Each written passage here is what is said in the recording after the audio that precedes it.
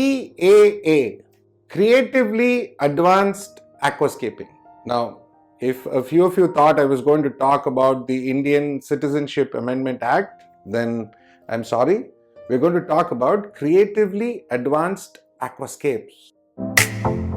Aquarium and fish keeping का hobby हमें खुशियां देती है, हमें जिज्ञासु बनाती है एंड इसके लिए जानकारी सिर्फ 3 मिनट में मयूरदेव क्लिप्स में आप देख सकोगे। तो देखो, creatively advanced aquascapes elevate the art and science of aquarium design to a very higher level, focusing on highly sophisticated, innovative, and often technically complex setups that actually push the barriers of traditional aquascaping. This involves not just the aesthetic arrangement of wood, rocks, and stones and plants and something like that, but also the incorporation of advanced aquarium technology or the technology that is available around us today. There is a meticulous attention to ecological balance, and most times there is a thematic storytelling involved, an emotion involved. Let's discuss a few key elements that actually involve creatively advanced aquascaping. Chalo.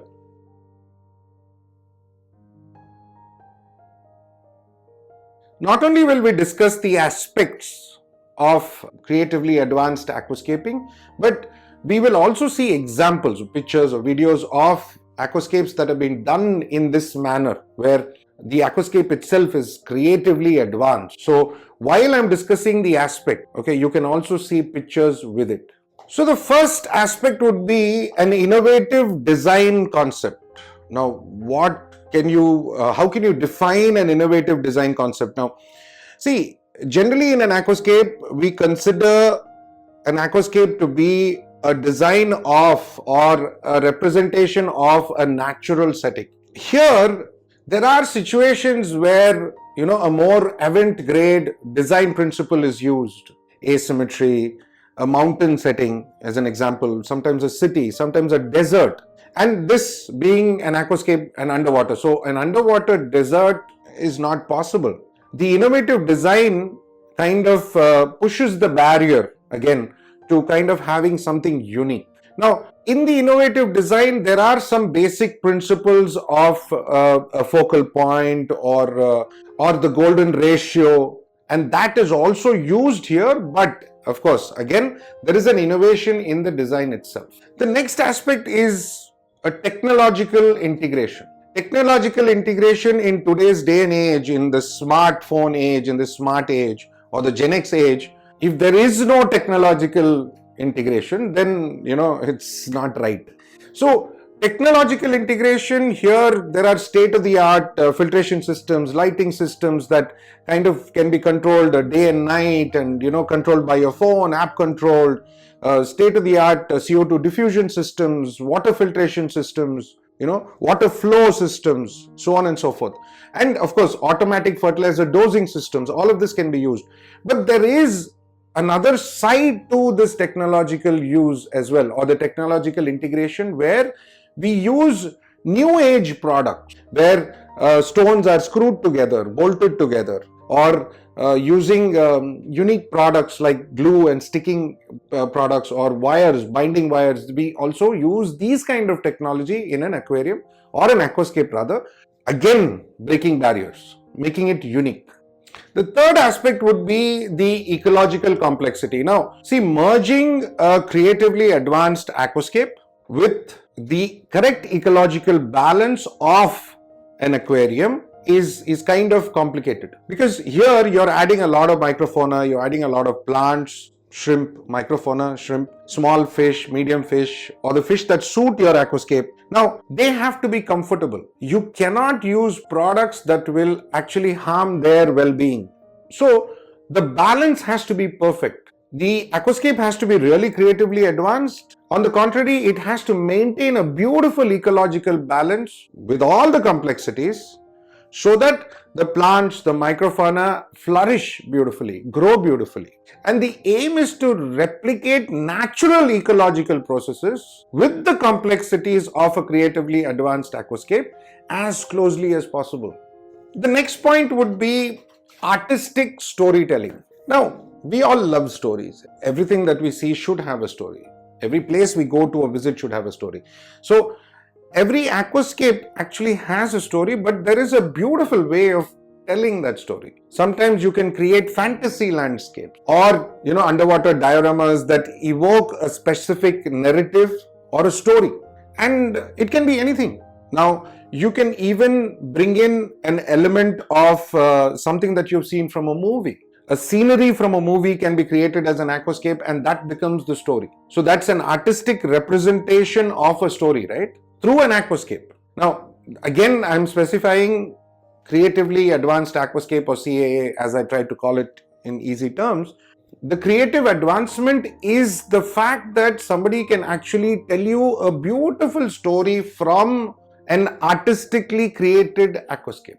So the fifth aspect would be technical mastery. Technical mastery in the sense you need to know your science. Okay, it's very, very important, and not just science. Hear me out. See, the science element is you need to know your physics because you're working with lights and refraction and reflection. You need to know your chemistry because you're working with water. You need to know the water chemistry, the nitrates, ammonia levels build up, nitrites, so on and so forth. You need to know your biology because you're working with live plants. You need to understand how they grow because some plants grow upwards, some plants grow downwards, some plants are creepers, some plants grow only on wood, so on and so forth. So you need to understand how each of these plant species grow. And then zoology. What fish will suit your ecosystem? Because could you use a fish that will actually eat plants? Then your whole aquascape is destroyed. This technical mastery wherein you know your science. Besides the science, where the technical mastery also comes into play is you need to know a little bit of carpentry, plumbing, electrical, electronics, and quite a lot more. So there is a basic need for technical mastery to create a beautifully, creatively advanced aquascape. See, the next aspect is material selection. Now, material selection is very, very critical because you have an imagination of how creatively advanced your aquascape needs to be. You know what you want to develop, you know what you want to design, and you need to choose the right material to suit that design or fit that design. This just doesn't stop with your fish or shrimp or plant selection. You need to select the right kind of wood, you need to select the right kind of stone, you need to select the right kind of substrate or soil, so on and so forth. Because that whole creatively advanced aquascape has to look stunning. And if all these elements or materials blend well together, only then will it be an actual or creatively advanced aquascape. Because, small examples, if you use the wrong substrate and the wrong fertilizer to go with it, then you will end up with algae issues and your aquascape will not look beautiful. If you use a substandard product, the plants may not grow. If you use the wrong product or the wrong light, your plants will not grow. So your material selection is or needs to be perfect, because if your stone is actually leaching out minerals, then it's going to cause problems in your aquarium. So a creatively advanced aquascape is also a blend of well thought out, well understood and well selected material. Finally, there is a creative challenge.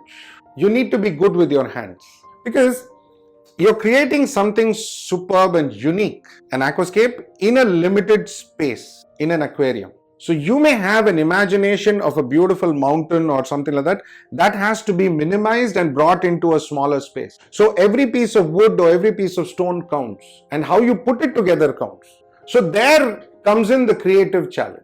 Now, you also need to create the right kind of depth, the right kind of perspective, the multiple layers so it looks beautiful. Depth. Layers create depth. And in each layer, there has to be some kind of plant or a shadow. So many small things. Now, the creative challenge just does not stop at, minimizing something. Now, in that given space, because it's an artificial environment, you're creating something superbly natural. You're creating an amazing ecosystem with the right balance in a way where the plants, the fish, the flora, the fauna are actually happy and they're living well, they're healthy. That also is a creative challenge. So, to actually make a creatively advanced aquascape, you need to overcome these creative challenges. There is an aspect where you need to also understand photography, because if you've created a creatively advanced aquascape and you're going for some kind of a competition, then you need to have the right photograph that will actually win you that competition. So besides all the aspects of art, technology, the whole science, biology, chemistry, botany, zoology, all of that, then all the creative complexities, the able to be working with your hands, the carpentry, the plumbing, the electrical, the electronics, all of this put together, you also need to know a little bit of photography.